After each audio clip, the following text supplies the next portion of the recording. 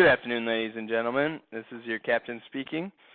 Please fasten your seatbelt for the amazing flight we're going to go on, since I already covered some of this.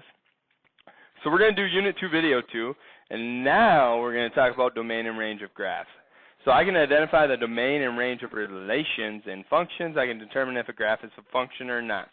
So we did this, right? In this area, we did that. Now last time I was talking about input and output. And really the correlation is this. Input was another name for domain. And this is range. Now domain and range is what you're going to hear in the math world all the time. It's just some fancy vocabulary they came up with. Really all it means is input is what we put into the function to get an answer. Output is the result. All right, where to graph, things like that. So when we go domain and range, so just like this mapping chart here, domain is the input, right? What we put in. Range is the output or the answer of that domain. And a function, well, we talked about a function a bunch, right? A function is a graph or an equation that has a graph. It has all this mapping stuff we can do in here. We can do the table thing with x, y here. It doesn't have to be x and y, but those are probably the most common variables. If no vertical line intersects, so I draw vertical lines here. This is a function. Okay, function right here.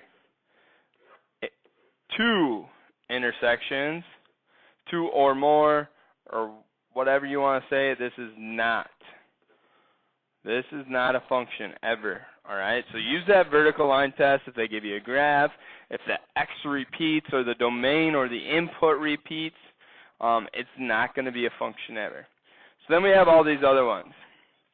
So state the domain and range of each relation, right? Then state whether or not the relation is a function. So I see -4, -3, 0, and 1. So if I wrote the domain here, you'll see these brackets all the time. And I would say it goes from -4 to -3 to 0 to 1. So we just usually put them in order. Now the range then would be 0, 1, -2, 2. All right? I didn't put them in quite in order there. If you want to, you could change them up. You could put that -2 first, followed by the 0, 1, 2. Now, do they repeat? No.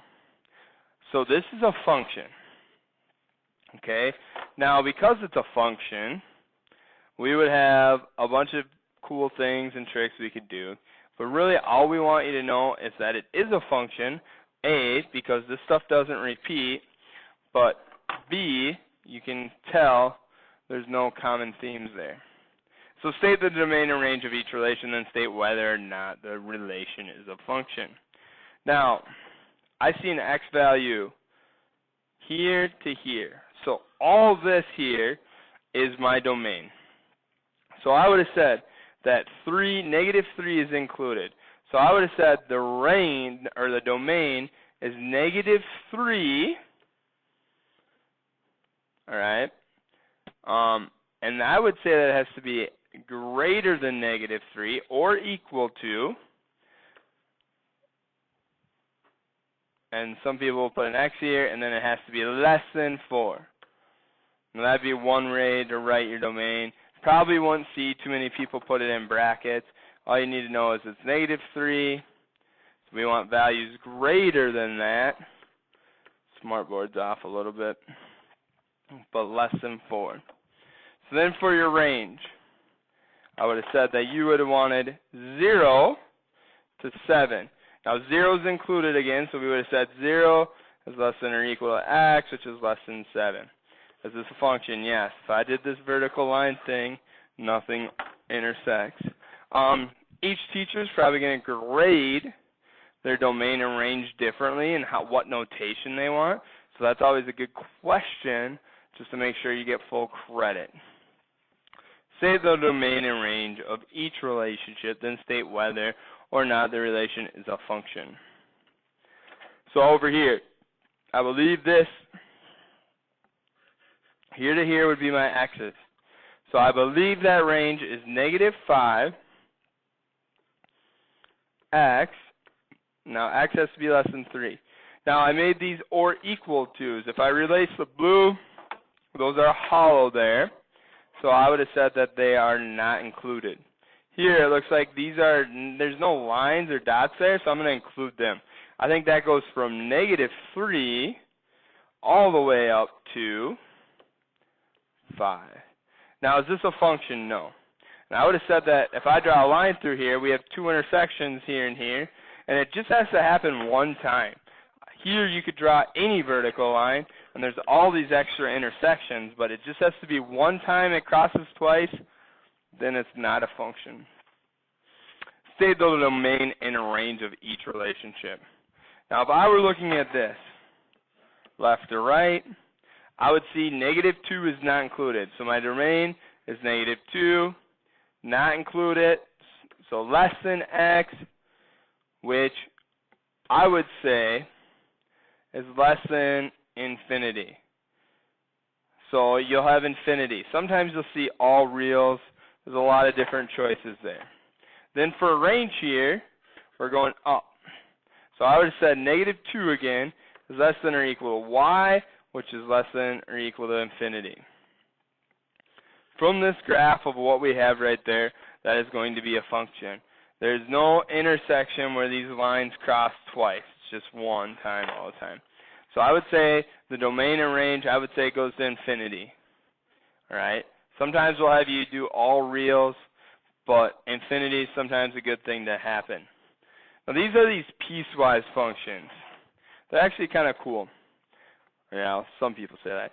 So domain, I would say it goes from -4 here all the way over to 5, but 5's included. So I would have said -4 is less than or equal to x, which is less than or equal to 5. 5's included there, so then you have that. Your range here is actually kind of simple. I probably would have put brackets on again, and I would have said -2, 1, and 3.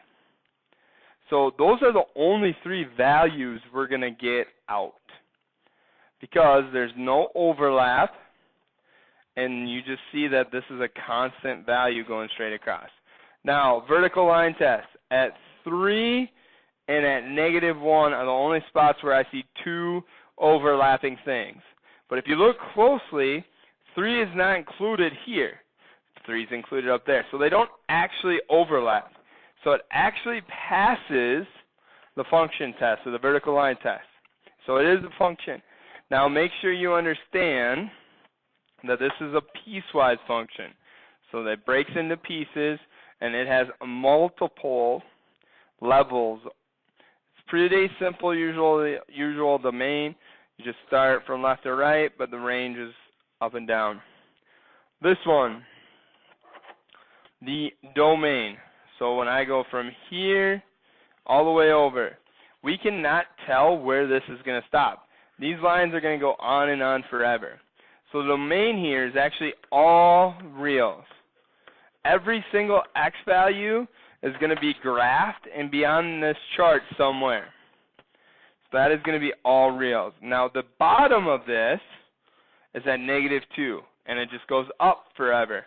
So I would have said the range is -2 is less than or equal to, actually, it's included, y, which is less than or equal to, and I'd put that infinity sign.